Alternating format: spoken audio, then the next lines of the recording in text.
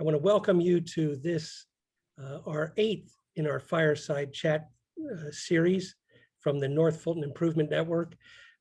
I had gotten a suggestion a couple of meetings ago, so I now sit in front of my fireplace so that it actually seems like a fireside chat. It just didn't seem like a good time to turn on the logs, but welcome you today.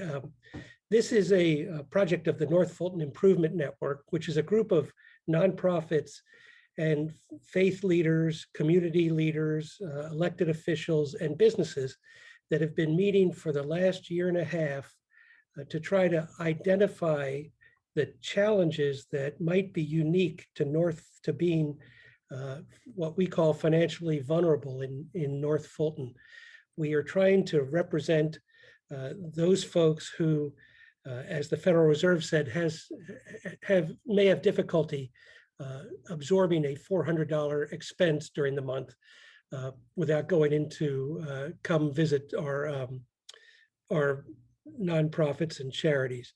We estimate by our research before the pandemic, there were as many as 60,000 families in North Fulton that might be in that situation where they earn less than it costs to live here, which we estimate is somewhere between $70,000 to $80,000 a year for a family of 4. And so that's the work that we are doing. We have different ways of expressing that, and we'll talk a little bit more about those. Those are our housing, income, food insecurity, child well-being, and transportation. We think that these are fulcrums, if you will, to poverty and need. They are not, of course, independent. They all are interrelated. We have had lots of discussions about how if you don't earn enough money, then your housing is far more expensive, taking much more of a bite out of your income. Child well-being, we know, is cost of childcare was before the pandemic rising faster than incomes were, and now that challenge is even added to by the fact that so many childcare situations have closed. And so there's a number of situations that will, I'm sure, come up in today's conversation. And this is an effort of the Income and Employment Work Group.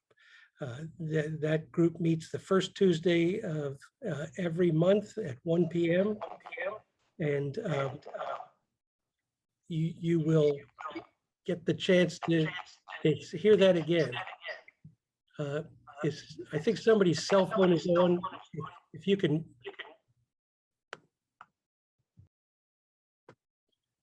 Okay, good.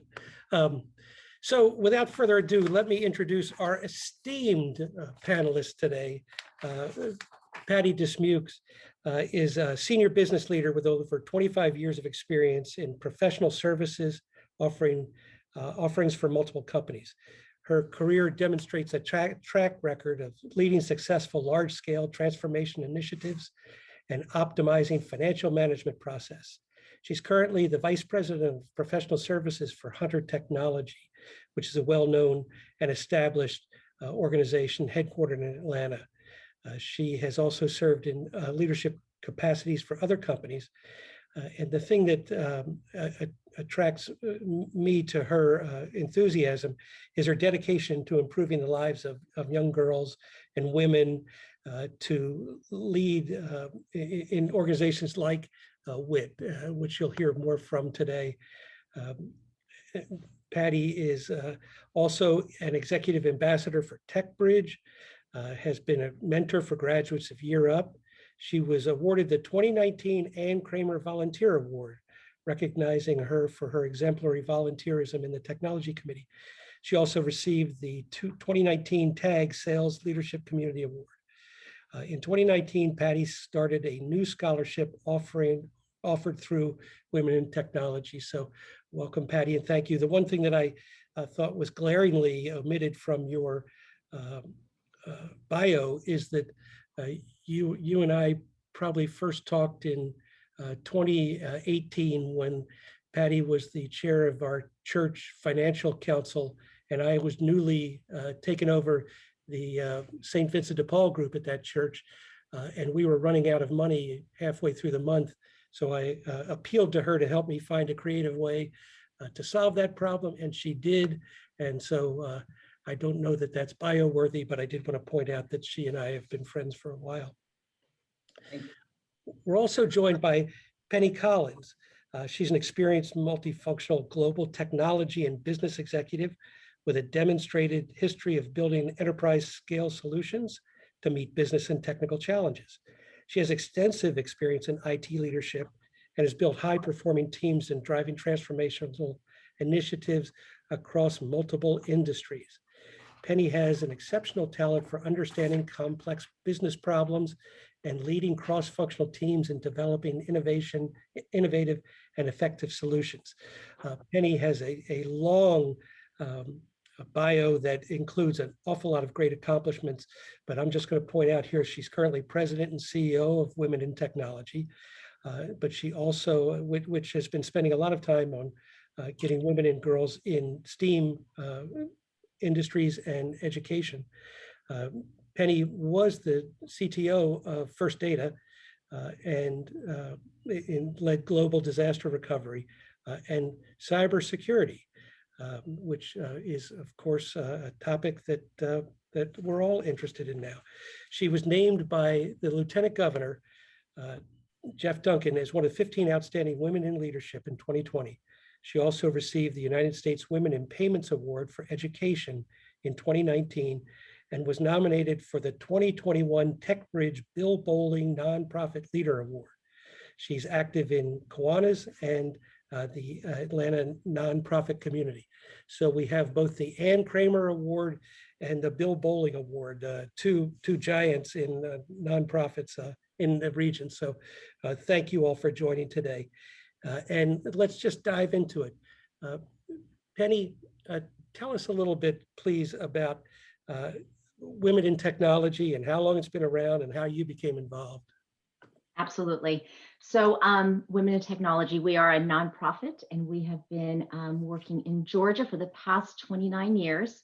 Phenomenal nonprofit where our mission is all about how do we educate and empower young girls, young women, and women in their careers to lead successful careers in technology.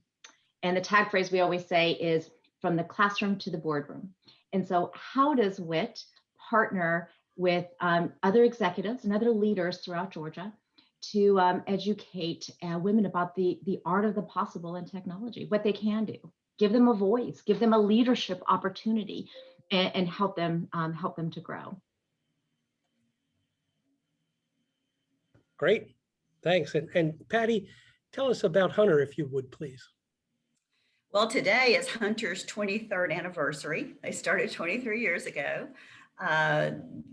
Some terrific partners. They met at Georgia Tech. They were fraternity brothers and thought, what a great way to find technology and engineers for companies if you are one. So started the company 23 years ago. I run professional services. So Hunter is an IT and professional services company. It's all focused on IT. We support all IT needs. We're a national company. We have companies all over the United States. The thing that I enjoy most about Hunter is they are really, all the partners and everyone in the company are true servant leaders. They give back to the community. It's a big part of who we are. And so just, so happy to be part of such a great organization. That's great. So how'd you get involved in WIT?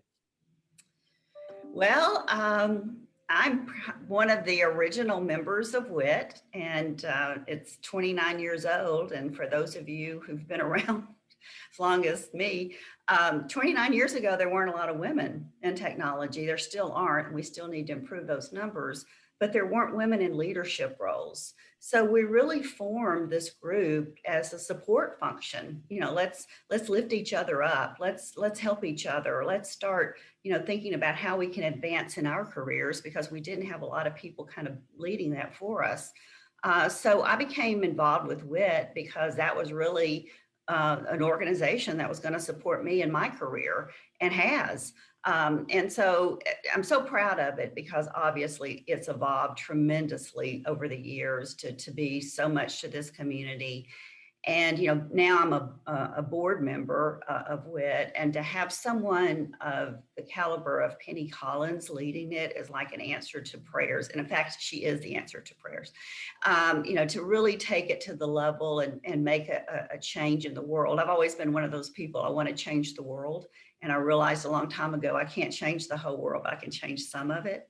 And so, my little corner of what I think we can change is really some of the programs and things that WIT's driving. And so, delighted that we're making an impactful change in our community with the programs we have. Thanks. I've been the beneficiary of some of that drive to change the world from you. So thank you for that. But that brings us to the main discussion point. Penny, would you tell us a little bit about this program for single mothers and how you all got to this point? I would love to. Love this program. So Single Mothers Program, it is a program fostered out of the love and the ambition to make sure that we don't leave anybody behind. How do we, as women that are in our careers, have had successful lives, how do we make sure that we are helping those that may not be as fortunate as we are, that have had obstacles in their life for growing up that prevented them from having the opportunities that we've had, or they've had the opportunities, and through the course of their life experiences, it led them down different paths. And so as a single mother, a long time ago myself, I remember what it was like to actually being a single mom, barely making ends meet. Back to what you were saying at the beginning of your introduction, it is, how do you survive with all of the gas prices and the daycare prices and the food costs and the rent and all of that when you're a single mom that may not be getting very much support from other people. And so we decided to look at how do we give a hand up to those that are wanting to improve their lives. So we created a program called our Single Mothers Program. And it is a program that is looking at all of the different obstacles that a single mom could face in trying to better her life. So a lot of it is education or certification or getting some type of a skill set. It's looking at daycare, transportation, food, all of these different, how to help them feel empowered, how to help them have a corporate etiquette so they know how to talk and be present in certain conversations with people in corporate America. And so our program is all about our partnership with Emory, where we are offering single mothers that are living in poverty the opportunity to get cybersecurity certified by Emory. So imagine that first. First, you have a woman that doesn't have any education or has some, and now she's going to have a certification from Emory on her resume. And so it's a 12-week course where every single Saturday from 8:30 to 5:30, these women go online because it's virtual, and they learn about cybersecurity. We've partnered with Uber to provide free transportation services. We've partnered with another nonprofit called Sheltering Arms that provides free childcare service to the women, for the women's children, where the children are learning technology at the same time the mothers are. So imagine this. We have the single mom living at her home. Uber comes up, drives up, picks up their child and the mother, takes them to Sheltering Arms. The mom drops off the child, and then Uber takes them back home so that the mom is at home virtually learning cybersecurity, and she has no obstacles to distract her from being successful in listening to the professors that are teaching. We have phenomenal partners that have donated money that allow us to provide them food. And so we got them a little Uber Eats card, and all they do is order food and it's delivered. And the food for their child is being taken care of by Sheltering Arms. And so they're able to have all of these obstacles removed to help them to be as successful as they can. If they don't have internet, we've partnered with AT&T to provide them internet at an incredibly low cost to them. And we are able to offer all of this at no cost to them because of donations, because of our sponsors, and because of foundations that have seen the value in what we've done. And I will say, we just had graduation about 4 weeks ago. And we had enough funds to offer the program to 20 single mothers. We had 19 that graduated. They had an average GPA of 96%. 96%. And right now, through the graciousness of Patti and her dedication to serving and giving back, she's in the process of working. I'm telling you, I can't even tell you the late hours that she's working. She is working to place every single one of these moms in jobs. So right now, we've got 5 of them that have been offered jobs where they went from making less than $34,000. They will be making over $50,000 with benefits, sign-on bonuses to make sure that they don't lose, their home or their apartment while they're trying to get money to start their job. And they will go from making over $50,000 a year with benefits. And so that is what this program is about. There's so many other services, but that is the core of what it is. It is to give them a hand up, not a handout, and help them to make themselves more successful.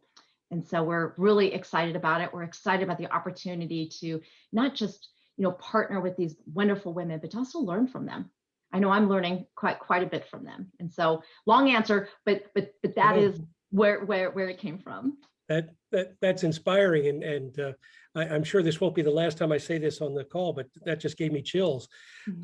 Because I've been doing this kind of work for quite some time, and I find the first challenge is to have the nonprofit see themselves in a different role than they've always been in, and that's unique. There's so many folks that say, well, if I donate to an organization, that takes care of the single women, doesn't it? The single mothers. And so, Patti, tell me, what did the members of WIT say when you first came to them with this program of, let's do something entirely different, something that's disruptive? It was interesting because when Penny brought it to the board, it was so well thought out, and so, everything kind of buttoned together and how it could work. And, I don't think there was a person that didn't say, absolutely, let's do this. And then as part of the leadership of Hunter, first thing out of my mouth is, we want in. we want to be part of this. We want to be part of this program. And so, it was because I think what we have to, how do you meet the needs of everybody? So we're meeting the needs of these underserved single moms, but boy, what a need there is out in the industry today for this type of talent. I mean, every company is struggling and needs security from the entry level to the most senior level executive. And so it really helps to solve a problem.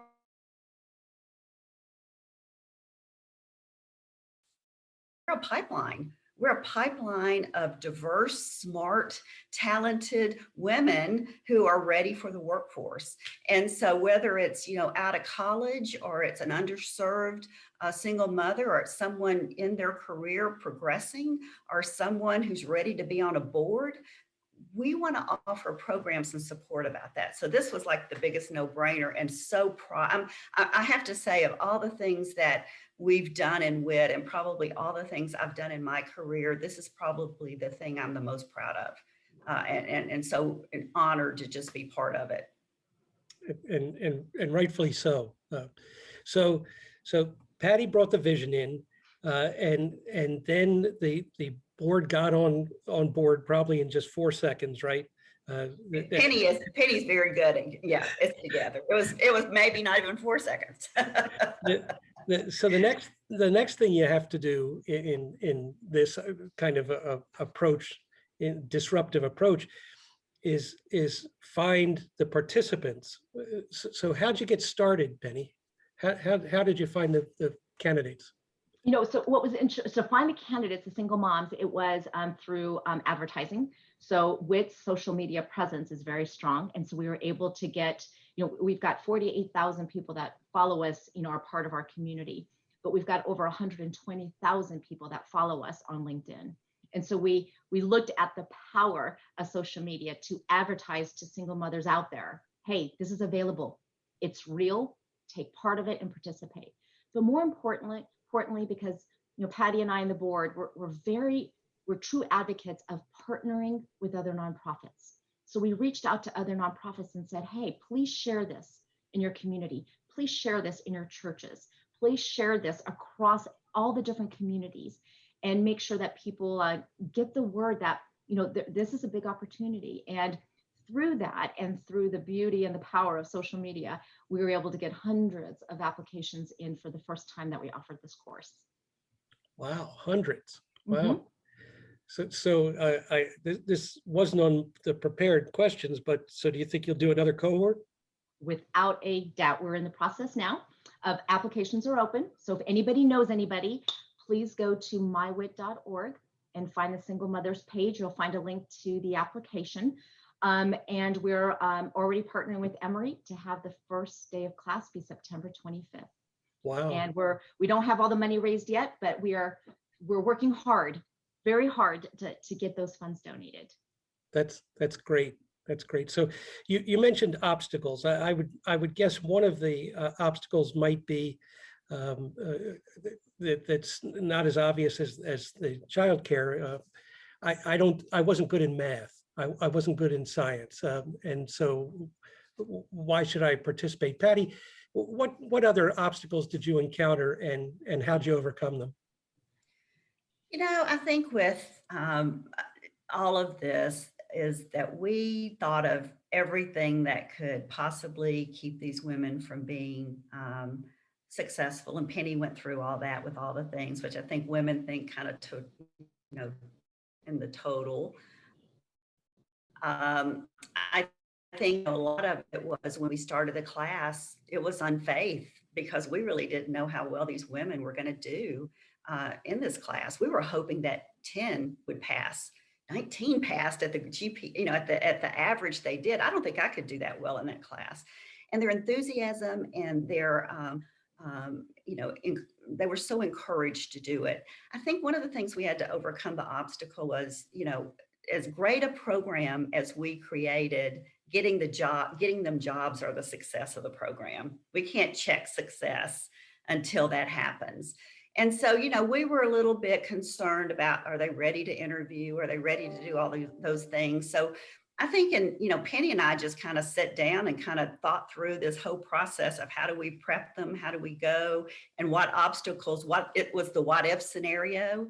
And I think we just tried to tackle all of them as we were going about thinking where and how do we place these women. So can I kind of go into the thought process around that was, I've been in the industry for a long time. One of the things that a mentor told me years and years ago, the most valuable thing you'll ever have is a network. And that's the truth. A network has helped me in everything I've ever done in my life, whether it's professional, personal, whatever. Atlanta we're blessed to live in this city because it's the smallest big city you'll ever live in. It's so connected. Everybody knows everyone. Our technology people are very accessible. They're big supporters of WIT, big supporters of the program. And so the biggest obstacle that I think we faced is, were they going to be open to hiring these women? And we have them all interviewing right now. We have 4 placed. We've got 2 offers pending, and every single one of them are in the interview process. I'm afraid we're going to run out of moms this round to place because we've got enough opportunity. So, wow, that's great. And so I would think the first kind of headwinds you might have faced was convincing your organization that they can make a difference in this unusual way.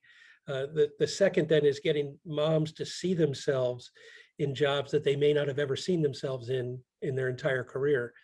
And then the third big obstacle is going to the companies and getting them to expand their view of what's an employable person. And Patti, I remember you at one point told me the first response from some of the companies was, well, just have them send me a resume. And what was your response? They don't have one. Exactly. So I want to start with that because that's some really good points. So Penny, I'd like for her to talk a little bit about, kind of what we did too, about how every single one of these mothers has a mentor and their role in this, because that was real key to this too. So you want to chat, and then I'll get into the whole thing about the companies and how we talk differently with them. And you're on mute, Penny. Sorry, I was typing away in the chat. So thank you for all of the chats also. Yeah, what we really wanted to do was, and this was a great idea, and this is not mine, it was Patti's, that we have to look at how do we provide enough support for these single mothers when they're going through this program. And so back to your point about, do these single moms envision themselves in technology careers? Do they envision that they're good enough and that they're smart enough and that they can do it? And that is where the beauty of the mentors came in. And we have mentors from the technology industry. Some are executives, C-level. Some are managers at all different levels. We had a very strict process and an application process for who we selected to be a mentor. Because when it's not just what they know, it's also how empathetic are they? Are they able to really communicate through love and through acceptance? How to mentor and help and coach these wonderful women to be successful. And we found a lot. And so we got it down to the top 20 that were the mentors. And they worked with the single mothers every single day, or whenever the single moms needed it. And so if some scheduled reoccurring meetings, some of the single moms said, nope, I can meet with you once a month. But the goal was to help them realize that they can do it. At the very beginning of this program, the single mothers, of course, once they got accepted and their anxiousness, they're just so excited, then they started kind of having a little bit of self-doubt. They started wondering, can I really do this? And that is where the mentors came into play, to actually say, you can do it. I'm here. You have an army of people at WIT. You have an army of all of our partners behind you to help you to be successful. And the key was helping these mothers to realize we truly meant it. We are truly here to help you. And when they started having faith and they started having the trust, is when they took advantage of every opportunity that was available to them. So they took advantage of the mentors, of the program partners that provided them support, WIT and our community, but also all of the, we provided like a 12-week online coaching program where they were taught how to communicate, how to feel empowered, and how to get the self-doubt. It's almost like this mental strength, how to get self-doubt out of your mind and know you can do it. Just get it out and just dig in and you can do it. So that was a key part to lead into the part that Patti is going to talk about. Before you get started, did you anticipate that ahead of time, or did you just encounter that along the way? That self-doubt kind of We stuff? knew for a fact, because that is the whole thing that we see behind women in technology as a whole, is women in general, I'm not saying all women, but women in general have self-doubt. We have insecurities and we feel that we're not worthy, we're not good enough, unless we're 100% perfect at everything we do. So if we cannot execute 100%, we don't do it, because we want to be perfect. And that is something that we see in women every single hour of every single day. And we knew it'd be even greater with our single mothers. And I think the thing that some of the mentors had been single mothers, right? So it was that whole, let us relate, because for even, women, men and women who are single parents, raising children is difficult, even when you have the means to pay for things. So we were trying to think of because we had to lift them up. I mean, the other thing too is, we were part of the interview process to select the 20. I was part of it and got to meet these incredible women. And at the beginning of that process, so many of them were kind of beaten down. I mean, some had confidence, but they were just, you could tell by the way their body language.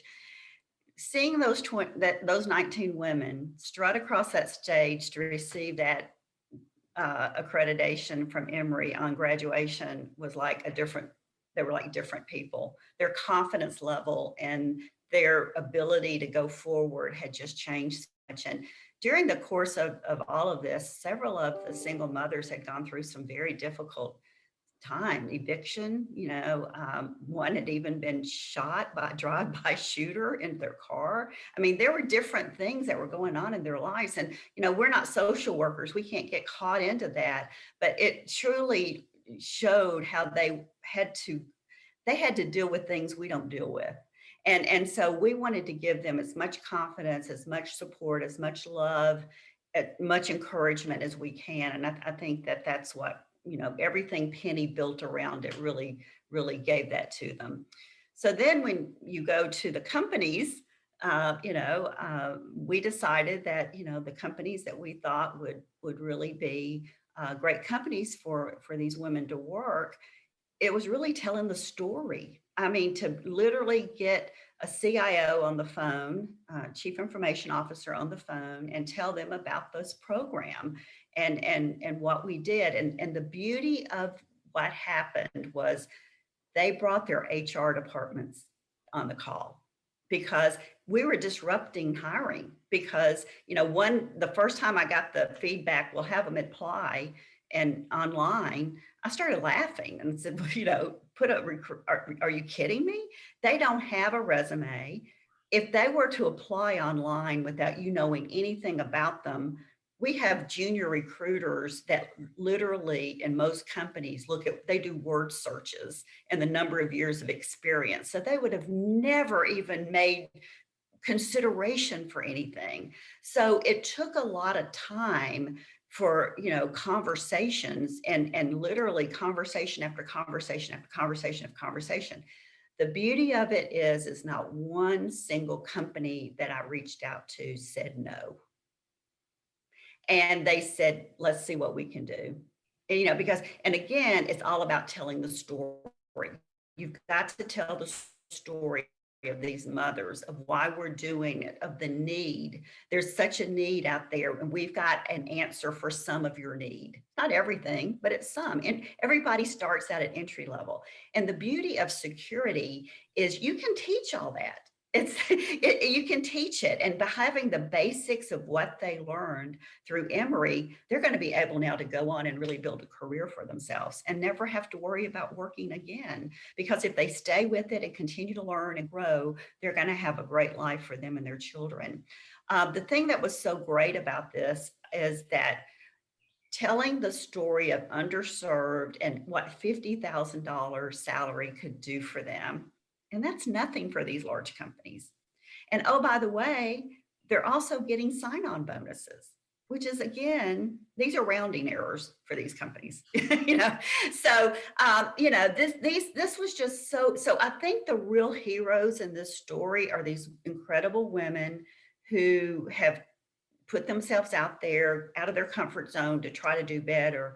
But it's also these companies who are willing to say, yeah, we've got to think differently. We have to think outside the box. We have to be disruptive, and they're willing to do it. And so very, very thankful, but it's a lot of hard work, and you just can't assume it's traditional, because nothing about this program is traditional. Nothing about getting them hired is traditional. Nothing about the way we present them is traditional. We provide a profile that is their story with feedback from Emory professors and WIT leadership, and that's what they get. So it's been a little crazy, but it's working. Another question I didn't include ahead of time, but the ongoing childcare, is your partner going to continue with that? How's that going to work? They're not, but we're setting these mothers up for success that they can continue using Sheltering Arms, which is, by the way, it was originally funded by the Obamas, where it is funded by the government, where they provide the funds and the grants to enable Sheltering Arms to do the work that they're doing. So the single moms who are still in need, they're in need until those paychecks start coming in. They're going to still continue to support them if the single mothers choose to. But the great part, I think we're also finding, is this is something that I didn't even think about when we were looking at the program, is a lot of these single moms, their families, now the families are stepping in saying, okay, now that I see you're trying to improve your life, we want to help you now too. And so a lot of the families are now stepping in and saying, we can watch your children for a few hours of the day or whatever it is that they need. But also the beauty is around that we're virtual. It gives a lot more flexibility to the single mothers. And so hopefully that helps to answer the question, but we're hoping that either through sheltering arms to their family or through other services that they will be able to get the childcare that they need. Yeah, most of the companies we're dealing with, they're going to have the option of being virtual or in person and even a hybrid model, you know, a day or two a week, which is really good. One of the companies that's going to hire probably up to 5 of them now. One of the hiring manager actually was so moved by this story. She had been raised by a single mother and they were homeless for a while. And that how a company gave her a chance, her mother a chance to go to work for this bank, and how it changed the trajectory of their life. And so she is so committed to this program that she's like, if I have to go in every day to work with them, you know, whatever I have to do for their success, that's what we're going to do. We're going to help them be successful. So that's the, you know, when I say the heroes are these companies, those are the, you know, we've got such good people in our community who are so willing to help. We just have to connect the dots. And that's what I hope that I've done with this program, is help connect the dots.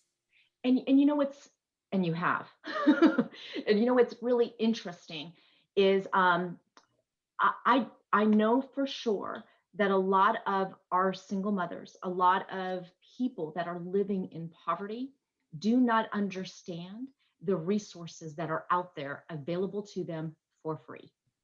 And that was very enlightening for us, whether it's counseling, whether it's clothing, because that's another thing we've talked about, is when these mothers go back into the workforce, is how do we get clothes donated to them so they don't have to go out and spend their money to get new business like clothes. But also services around mental health and physical health, and their, you know, how to care for their children. We have found through our research, working with many other resources across Georgia, of the list of resources that are available to them for free. So it's also educating them on those opportunities as well.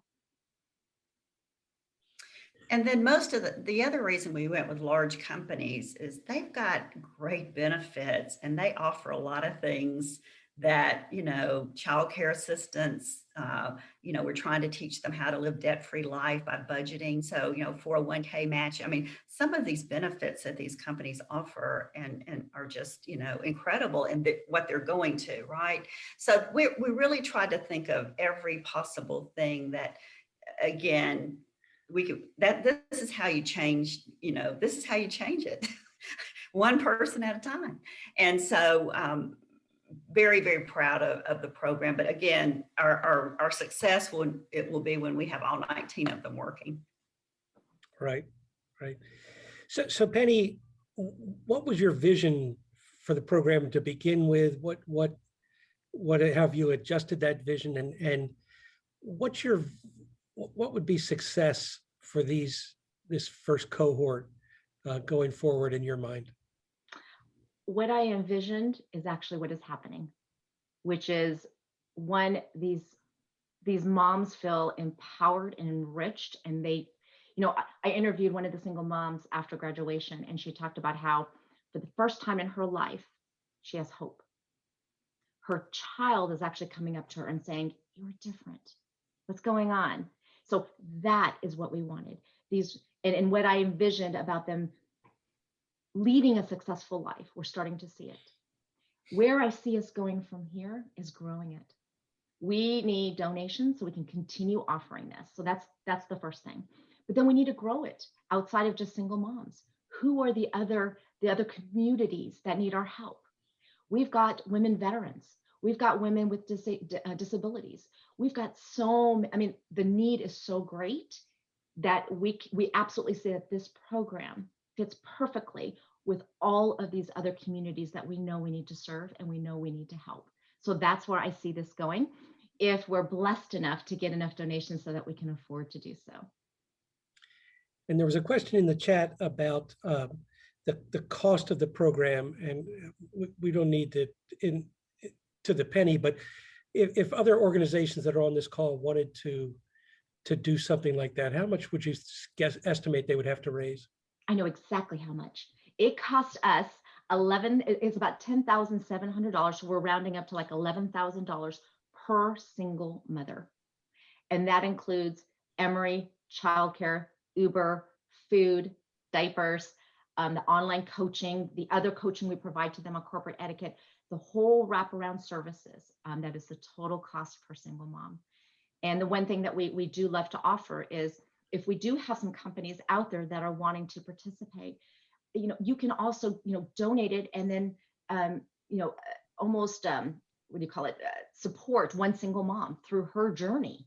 So it's almost donate 11,000. We will assign a single mom to you and be part of the interviewing process, or just be part of mentoring them and be a part of bringing them to success. I will tell you that I have a bias that I've been working with for quite some time, that companies need to step up like this, and getting them involved early on. Even, in essence, you're providing training that 100 years ago companies would have felt it's their responsibility to do. And I'm a big fan of trying to shift that mentality of, in fact, I was just talking to somebody this morning about, you look at Roswell Mill, and next to Roswell Mill is the bricks. Well, that's where the mill owner said, I can't get people to move in from the farms to work in my plant, so I'm going to have to put up my own housing. And somewhere along the line, we kind of outsourced all those things to the government. We still need those government programs because their breadth is so much bigger than even the companies that you've talked to, Patti. But trying to remind companies about they're the beneficiary of a lot of these services, and we want to get them thinking about that. So with that in mind, what have you all learned about what have you learned through the program? What advice would you give to others that are thinking about this kind of stuff, particularly dealing with difficult to hire people? I think number one, I think having a well thought out program from start to finish and a roadmap just is powerful. And you get to go, the better story you can tell of how this all happened and the result, that's when you get people connected, right? And being able to tell that story is the most powerful thing. I think the other thing too is being realistic about, what kind of jobs you're trying to put them into. I mean, we've got to be realistic about it, what their abilities are. But I think it's very interesting. A niece graduated from college last week, and my advice to her is, don't be afraid to take a job that you think is too low level, because we all kind of have to start somewhere, and you learn something from every single role you're in.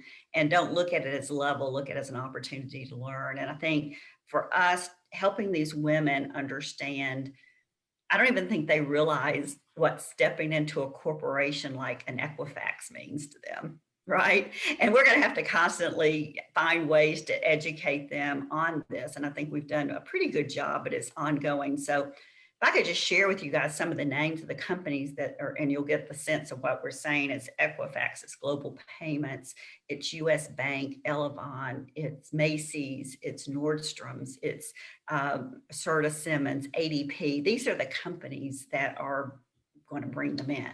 So as you can see, these are big companies that are global, national, So a little bit, I think we've got our lesson learned is, when we let the baby go out on their own, are they going to be okay? And I think that's probably the lesson that we're going to have to see. We'll learn that after they get started in their job, to see if there's additional help we need to give them. So that's it. Penny, what do you think about that? I completely agree with that. I think the one thing that I think we did right was invest. A lot of that $11,000 cost is around the Emory cost. But that is also the beauty of it, because what they're learning, it's one thing to be able to go online and learn cybersecurity. It's another being taught by Emory and understand the details, where we are confident, based on what they've learned and what they have to physically apply during the courses, that they could take an entry-level job and be successful.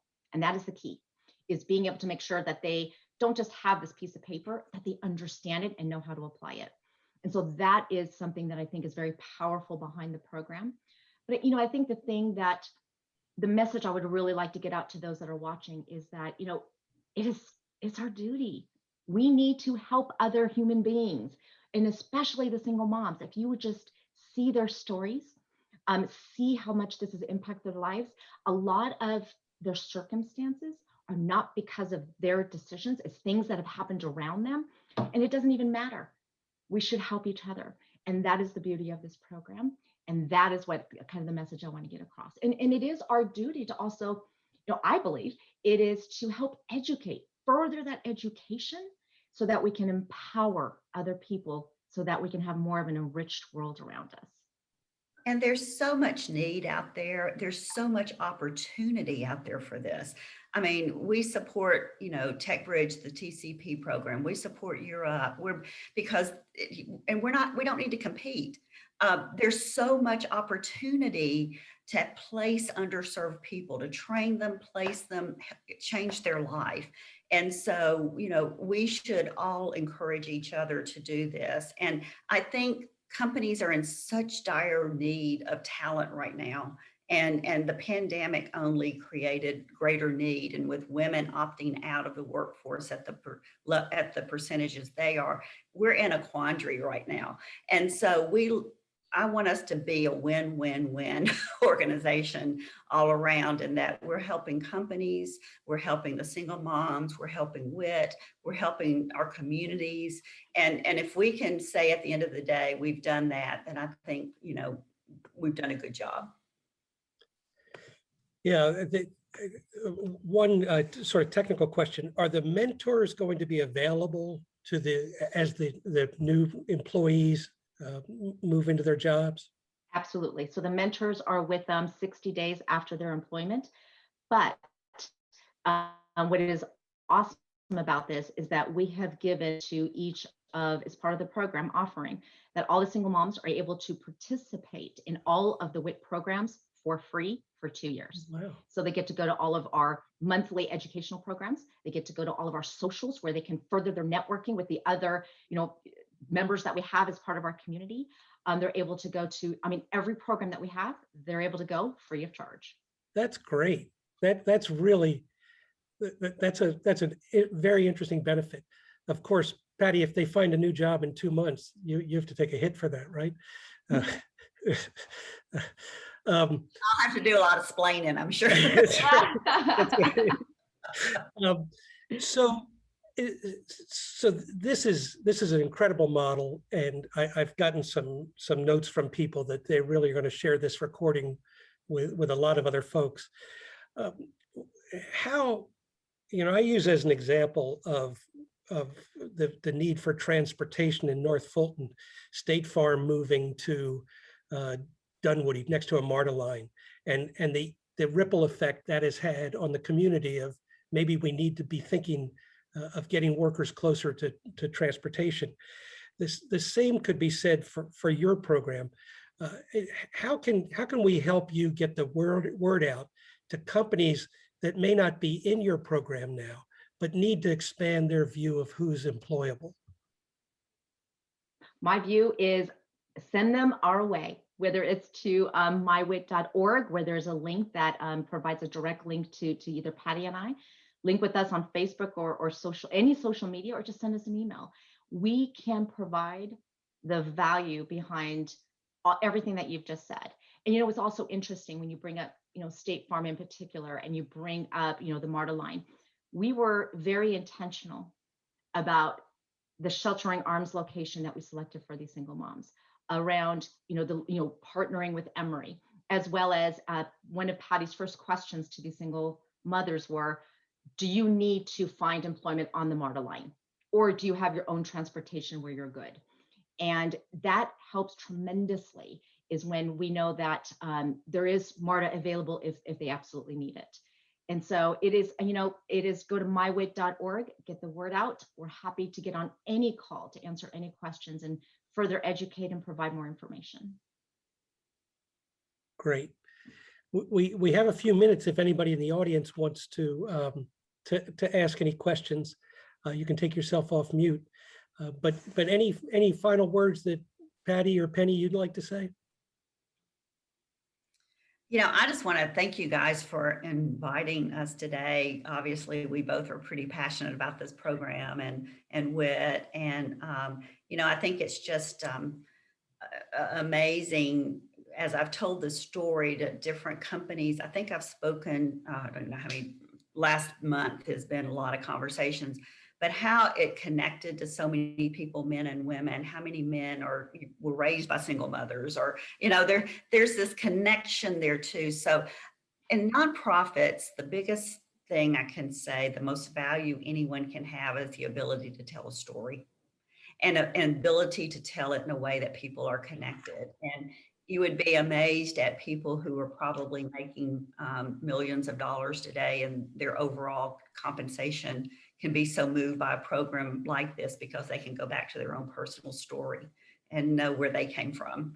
And so I just encourage nonprofits to tell the story, tell what you're trying to accomplish, the value it is, and just be glad we can help in this way. Absolutely. And for me, I was that single mom, and I know the pains and the hardships of what I had to go through to get to where I am. And no one should have to go through that. And so as much as you guys can do to help us get the word out so that we can further impact other people, the more lives we can impact. So that would be my final words. Thank you. And for me, the learning here is what we in NFIN have been talking about for some time, that this, as Patti and Penny have both mentioned, this is sort of the perfect timing for doing a program like this. Companies couldn't find employees before the pandemic. They were having difficulty filling jobs. After the pandemic, as you say, it's gotten worse. So it's the first pivot that I think many of us on this call have to make is to change as nonprofits what we think we are doing, and how to close that last mile of hiring.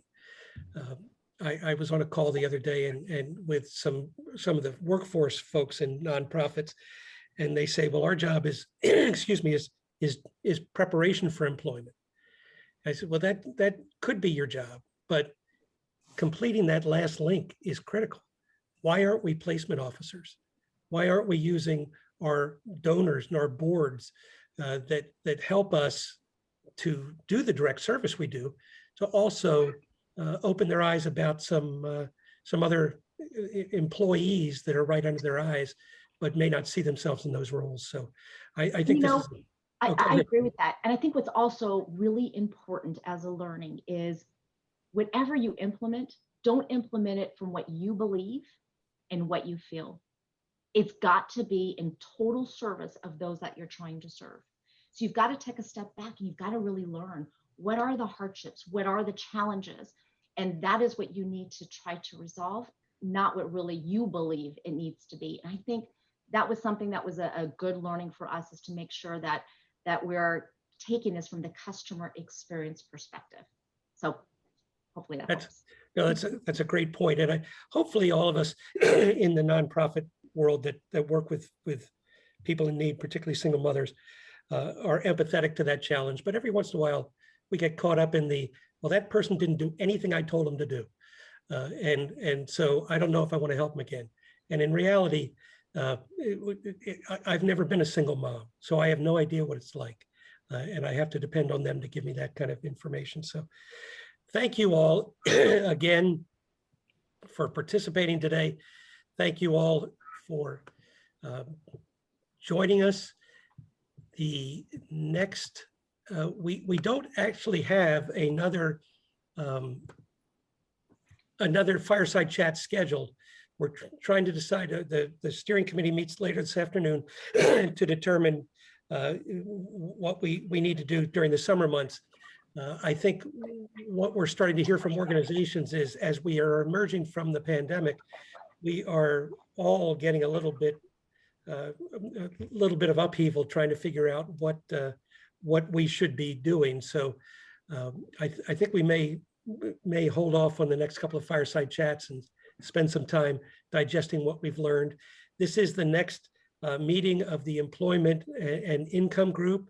Love to have you join.